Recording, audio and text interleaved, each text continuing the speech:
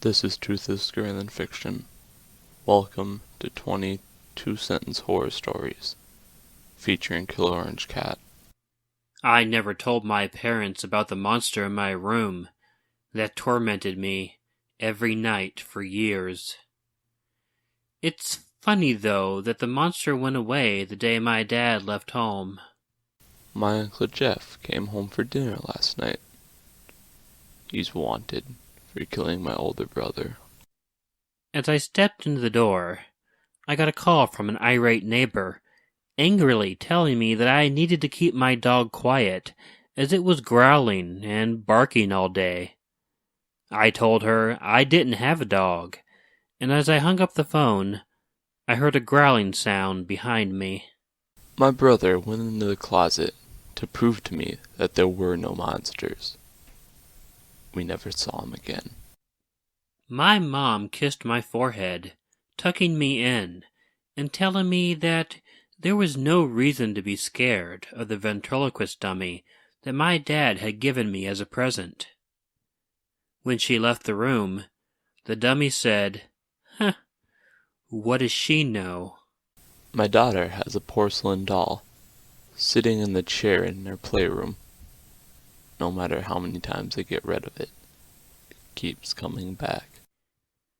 FDR said, "The only thing to fear is fear itself." Unlike me, he probably never had a strange man carrying a jigsaw walk into his room in the middle of the night. I had a horrible nightmare that I murdered my next-door neighbor and his family. I awoke relieved. That is, until I noticed I was in my neighbor's house and lying in a pool of blood. I heard the familiar shave and a haircut 2 bits knocking pattern coming from under my floor.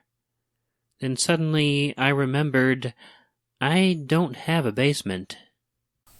I was playing Pokemon Go when I finally found a new Pokemon.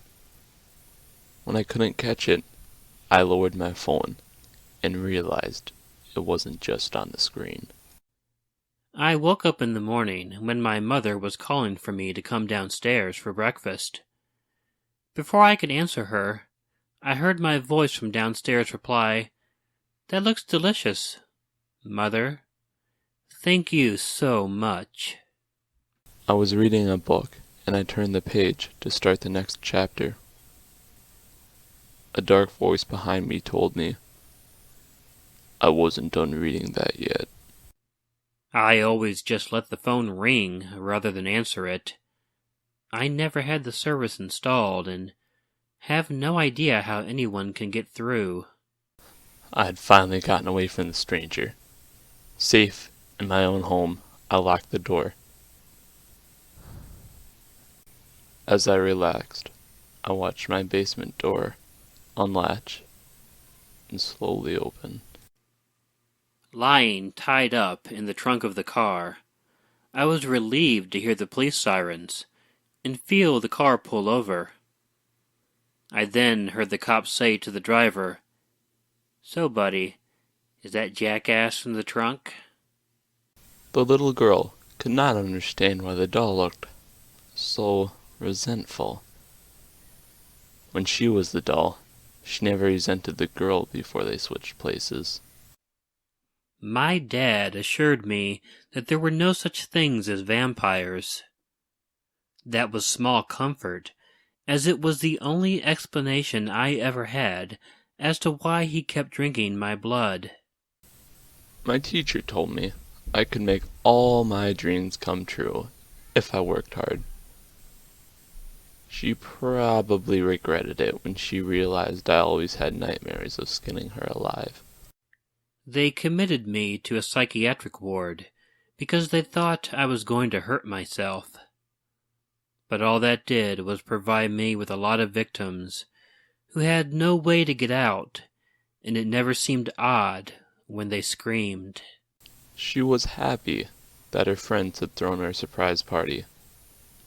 She was less happy when she realized the people in the room were not her friends, and the cake said, "Happy last birthday." Thanks for watching this video, guys. Make sure you check out Kill Orange Cat's half of the collaboration over on his channel, as well as subscribe to his channel. And remember, fear keeps us going.